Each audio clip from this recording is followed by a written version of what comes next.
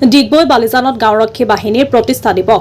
ডিগবৈ আৰক্ষী থানাৰ উদ্যোগত ডিগবৈ থানাৰ অন্তৰ্গত সমূহ গাঁওৰক্ষী বাহিনীৰ সহযোগত বালিজান গাঁওৰক্ষী বাহিনীৰ আতিথ্যত ৭৬ সংখ্যক গাঁওৰক্ষী বাহিনীৰ প্ৰতিষ্ঠা দিৱসটি ৩০ আৰু ৩১ জানুৱাৰী ২০২৫ তাৰিখে বালিজান ৰাজহুৱা প্ৰেক্ষাগৃহত আয়োজন কৰা হয়। কাৰ্যসূচী অনুসৰি দ্বিতীয় দিনা পুৱা ৬:৩০ বজাত মাৰাথন দৌৰ প্ৰতিযোগিতা শুভাৰম্ভ কৰে দিব্যজ্যোতি দত্ত, ভাৰপ্ৰাপ্ত আৰক্ষী বিষয়া, ডিগবৈ আৰক্ষী থানাৰ। পুৱা ৮ বজাত গছপুলি ৰোপণ ৰূপক ভুৱন হাজৰিকা, চক্ৰ সংগঠক ডিগবৈ আৰক্ষী থানা। পুৱা ৯ বজাত বাৰেৰহণীয়া সাংস্কৃতিক শোভাযাত্ৰাৰ শুভাৰম্ভ কৰে সুৰেন ফুকন, বিধায়ক, ডিগবৈ বিধানসভা সমষ্টি। পুৱা 10:30 বজাত মঞ্চ মুকলি, মঞ্চ উদ্বোধক সুশীল কুমাৰ শইকীয়া, সম্পাদক বালিজান বৰজান শাখা সাহিত্য সভা। 11 বজাত ডিগবৈ আৰক্ষী থানা আৰু গাঁওৰক্ষী বাহিনীৰ সহযোগত ৰিকন ইনফিনিটি ফাউণ্ডেশ্যন আৰু প্ৰগ্ৰামেটিক ৰিকভাৰী ফাউণ্ডেশ্যন ড্ৰাগছৰ বিৰুদ্ধে এখন সজাগতা সভাৰ লগতে মত বিনিময়ৰ অনুষ্ঠান কৰে। এই সভাত উপস্থিত থাকে ৰিকন ইনফিনিটি ফাউণ্ডেশ্যনৰ পৰিচালক হৃদয় নন্দন মৰাণ আৰু প্ৰগ্ৰামেটিক ৰিকভাৰী ফাউণ্ডেশ্যনৰ প্ৰতিষ্ঠাপক দুৰ্লভ চেতিয়া। দিনৰ 1 বজাত মুকলি সভা সম্বৰ্ধনা অনুষ্ঠান, স্মৃতিগ্ৰন্থ উন্মোচন। মুকলি সভাৰ সভাপতি গোপাল চন্দ্ৰ দাস, অৱসৰী সহকাৰী আয়ুক্ত কেন্দ্ৰীয় শুক্ল আৰু আবকাৰী বিভাগ। নিৰ্দিষ্ট বক্তা হিচাপে উপস্থিত থাকে অশোক শৰ্মা, সমাজসেৱক, ডিগবৈ। স্মৃতিগ্ৰন্থ উন্মোচনক দীপেন বৰা, সাহিত্য সভাৰ সমিতিৰ ডিগবৈ। আৰু সন্ধিয়া 5:30 বঁটা বিতৰণী সভা। 6:30 বজাত সাংস্কৃতিক অনুষ্ঠান। উদ্বোধক হিচাপে উপস্থিত থাকে জিতেন দত্ত, বিশিষ্ট সমাজসেৱক, ডিগবৈ। আৰু সন্ধিয়া 7:30 স্থানীয় শিল্পীৰ দ্বাৰা সংগীতানুষ্ঠানৰ প্ৰতিষ্ঠা দিৱসটি সফল সামৰণি পৰে। ডিগবৈৰ পৰা নিতুমণি শইকীয়াৰ ৰিপৰ্ট, নিভাজ অসম লাইভ। সততে কথাটো মন কৰিব লাগে আৰু আহিব লগা দিনবিলাকত বিবিধ ব্যৱস্থা ল'ব লাগে। কি ল'ব লাগে? আমি কথাটো পাহৰি যাওঁ। পৰ্যায়বাসী আমাৰ বিজেপিৰ সমূহ কৰ্মকৰ্তাই যি উৎসাহ প্ৰদৰ্শন কৰিলে তাৰ বাবে মই ডিগবৈ থানাৰ তৰফৰ পৰা কৃতজ্ঞতা জ্ঞাপন কৰিছোঁ। আজি এই সভাত আমাৰ মহিলাসকলৰ উপস্থিতি দেখি ভাল লাগিছে। আমাৰ একাধিকখন বিজেপি, কিন্তু এই ক্ষেত্ৰত পুৰুষ বিজেপিৰ সংখ্যা সৰহ, কিন্তু মহিলা বিজেপিৰ সংখ্যা কম। কিন্তু উপস্থিতি আমি দেখিছোঁ যে মহিলা বিজেপি বেছি। আৰু ডিব্ৰুগড় ইউনিভাৰ্চিটিত কেইগৰাকীমান এনেদৰে আমাৰ গোটেই শিক্ষা ব্যৱস্থাটো বালিজান বৰজান অঞ্চলত ইতিমধ্যে অসমৰ মানচিত্ৰত প্ৰতিষ্ঠিত কৰিবৰ কাৰণে আগবাঢ়ি গৈছে। সাংস্কৃতিক অনুষ্ঠান হৈছে, ধৰ্মীয় অনুষ্ঠান হৈছে, কিন্তু আজি যিখন সভা আমাৰ দেশৰ আইন আৰু শৃংখলাৰ লগত জড়িত, গাঁওৰক্ষী বাহিনী, তাত পুলিচ জড়িত হৈ আছে।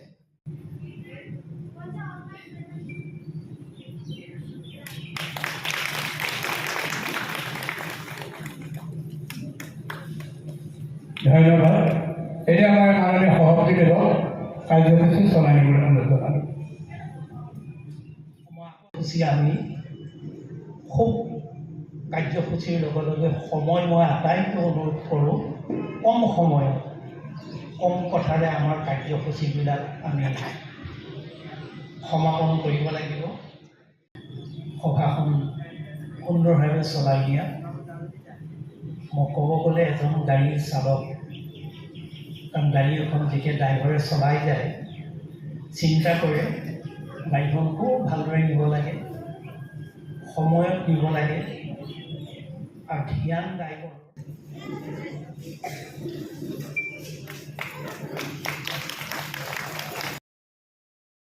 মোবাইলটো আগবঢ়াবলৈ অনুৰোধ জনালোঁ।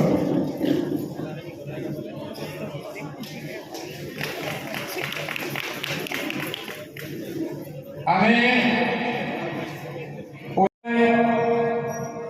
আমন্ত্ৰণ জনাইছোঁ ডিগবৈ আৰক্ষী থানাৰ আৰু এটি মমেণ্ট আমাৰ সন্মানীয় সভাপতি আৰু ড্ৰাগছ এৰক, মোৰ ল'ৰাটো ড্ৰাগছমুক্ত সমাজৰ মাজত জীয়াই থাকক, মোৰ ল'ৰাটো এখন ভাল সমাজলৈ গুচি যাওক, মোৰ ল'ৰাটো ব্ৰিটিছৰ নিচিনাকৈ সমাজৰ ল'ৰা আছিলে, কিন্তু ড্ৰাগছ যেতিয়া নাপায় তেতিয়া তেওঁ হুলস্থুল কৰি দিছিল। মই তাক এইটো কাৰণে উদাহৰণ হিচাপে মই দিছোঁ, তাৰ যিখিনি দিনৰ বেয়া কথাখিনি, তাৰ ঘটি যোৱা যিবিলাক ঘটনা আপোনাৰ আগত মই কিছু নিচিনা চাইছে নাই, চুলিখিনি ৰঙা, মানুহটো বগা, ব্ৰিটিছ। মোৰ তেখেতলোকৰ কাৰণে তেখেতলোকক আপোনালোকে আৰু এটা ৰিলিজিয়াছ টিচাৰ ক্ৰিয়েট কৰি বনাই দিব। সেইটো কাৰণে সুবিধাবিলাক যিটো দিছে আমাৰ গভৰ্ণমেণ্টে, সুবিধাবিলাক লওক। মই নম্বৰ আৰম্ভ কৰিছোঁ 14416, এইটো কেইদিনমানত এটা প্ৰজেক্ট হয়, আমাৰ অসম গভৰ্ণমেণ্টে উলিয়াইছে। তো এইটোত আপোনালোকে ফোন কৰি কিনে আপোনালোকৰ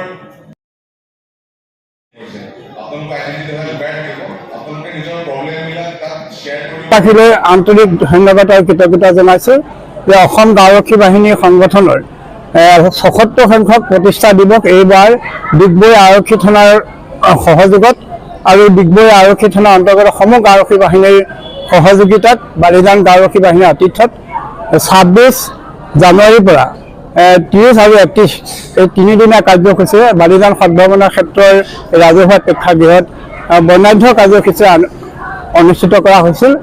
আজি আমাৰ প্ৰথম দিনাৰ অসম ভিত্তিত আমি এখন মাৰাথন দৌৰ কম্পিটিশ্যন আয়োজন কৰা হৈছিলে। প্ৰায় ৬:৩০ বজাত মাৰাথন দৌৰ সম্পন্ন হোৱাৰ পিছত ডিগবৈ আৰক্ষী থানাৰ পৰা এই সদ্ভাৱনা ক্ষেত্ৰৰ প্ৰেক্ষাগৃহলৈকে এটা সাংস্কৃতিক শোভাযাত্ৰা উলিওৱা হৈছিল। এই সাংস্কৃতিক শোভাযাত্ৰা শুভ উদ্বোধন কৰিছিল স্থানীয় বিধায়ক শ্ৰীযুত সুৰেন ফুকন ডাঙৰীয়াই। আৰু ইয়াৰ আগতে আমি এখনি ড্ৰাগছৰ ওপৰত এখন সজাগতা সভা অনুষ্ঠিত ইতিমধ্যে হৈ গৈছে আৰু কিছু সময়ৰ পিছতে আমাৰ মুকলি সভাখন অনুষ্ঠিত হ'ব। মুকলি সভাখনত সভাপতিত্ব কৰিব স্থানীয় এজন সমাজসেৱক শ্ৰীযুত গোপাল চন্দ্ৰ দাস ডাঙৰীয়া।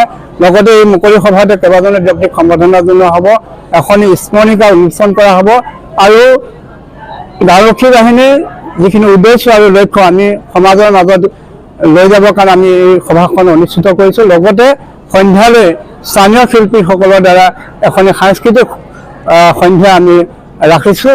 আমি আশা ৰাখিছোঁ আমাৰ গাঁওৰক্ষী বাহিনীৰ যিখিনি কৰ্তব্য গাঁৱৰ ৰাইজৰ আৰু অঞ্চলৰ ৰাইজৰ কাৰণে যিখিনি আমি সমাজ কল্যাণৰ কাৰণে কৰি আছোঁ, সেইখিনি আমি যাতে অনাগত দিনত অধিক কৰি তুলিব পাৰোঁ, তাৰ কাৰণে আমি প্ৰচেষ্টা হাতত ল'বৰ কাৰণে আজি এই সভাতে আমি সংকল্প গ্ৰহণ কৰিম। ধন্যবাদ।